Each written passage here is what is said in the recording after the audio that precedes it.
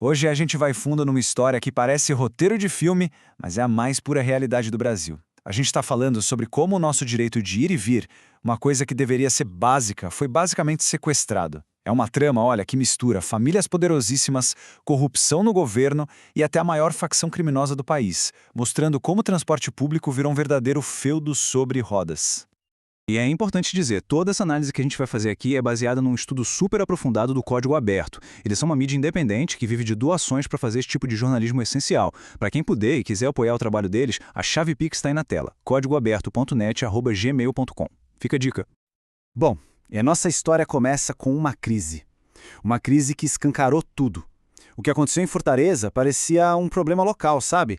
Mas na verdade era só o sintoma de uma doença que afeta o país inteiro. Um direito de todos sendo tratado como negócio particular de pouquíssimos. Pensa só na situação. Você acorda para ir trabalhar, para estudar, e descobre que o seu ônibus não vai passar. Simplesmente não existe mais. Foi o que aconteceu com milhares de pessoas em Fortaleza. De um dia para o outro, 25 linhas foram cortadas. A vida de boa parte da cidade parou. Na hora, o Sindicato das Empresas, o Sindônibus, veio com uma justificativa.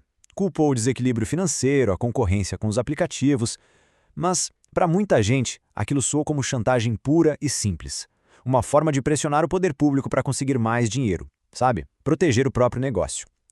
A grande questão que ficou no ar foi essa. Para a gente entender como é que se chega nesse ponto em que um serviço essencial vira uma ferramenta de negociação, a gente precisa voltar um pouco no tempo. Vamos ver como o poder sobre a nossa mobilidade foi literalmente entregue de bandeja para pouquíssimas famílias. E aqui está a receita do desastre, passo a passo. Lá nos anos 70, as cidades crescendo sem parar, e o ônibus virou o rei da mobilidade. Só que, ao mesmo tempo, o investimento do governo em transporte, despencou. Qual o resultado? O Estado virou refém das empresas privadas, e as concessões que deveriam ser temporárias acabaram virando herança de família. E esse poder, claro, tem nome e sobrenome, como a gente vê nesse mapa. Olha só que loucura. Em São Paulo, a família Ruas não só opera os ônibus, como também fabrica as carrocerias e ainda tem um banco que financia o setor. Em Minas, os Constantino pegaram a grana dos ônibus e fundaram a Gol Linhas Aéreas. No Rio, a família Barata manda há mais de 50 anos. É um poder que se espalha e se protege pelo país todo. Agora, a gente entra na parte mais sombria dessa história. Porque, um domínio desse tamanho não se mantém só com uma boa gestão. Vamos ver agora como as rotas de ônibus também viraram rotas de corrupção e, mais recentemente, rotas de lavagem de dinheiro para o crime organizado. Lá no Rio de Janeiro, a Operação Ponto Final, que foi um braço da Lava Jato, revelou um esquema de propina que era parte do sistema. A citação da investigação é devastadora.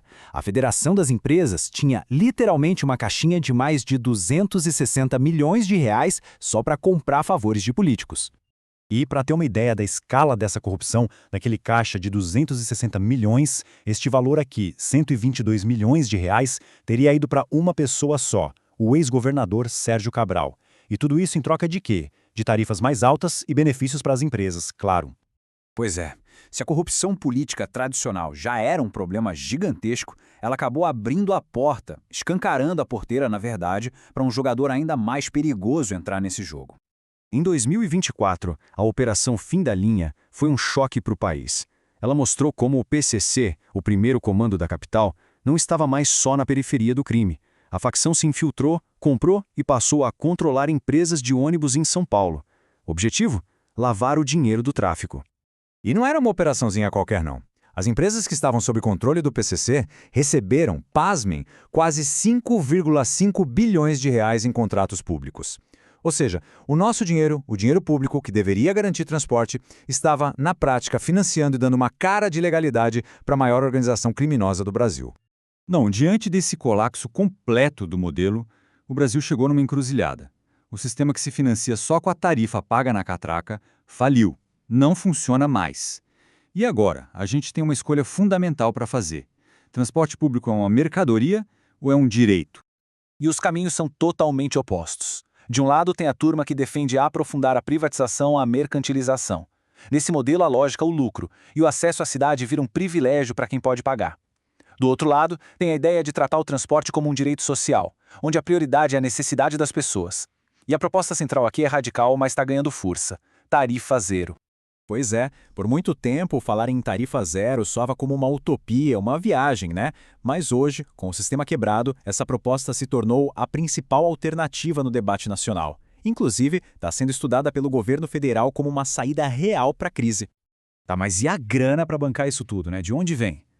Bom, as propostas são bem pé no chão. A primeira é reformar o Vale Transporte.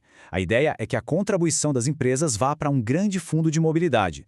Só isso já poderia levantar uns 100 bilhões de reais, o que basicamente paga a conta. Além disso, tem a proposta de taxar os aplicativos de transporte e criar uma espécie de SUS da mobilidade, sabe? Um sistema único com dinheiro do governo federal, dos estados e dos municípios.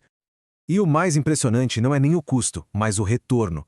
Um estudo da UFMG, feito para Belo Horizonte, calculou que para cada real investido na gratuidade do transporte, a economia da cidade ganha de volta R$ 3,89. Ou seja, não é gasto, é investimento que se paga com juros, tanto socialmente quanto economicamente. Isso não é só teoria, não. Mais de 100 cidades no Brasil já têm tarifa zero.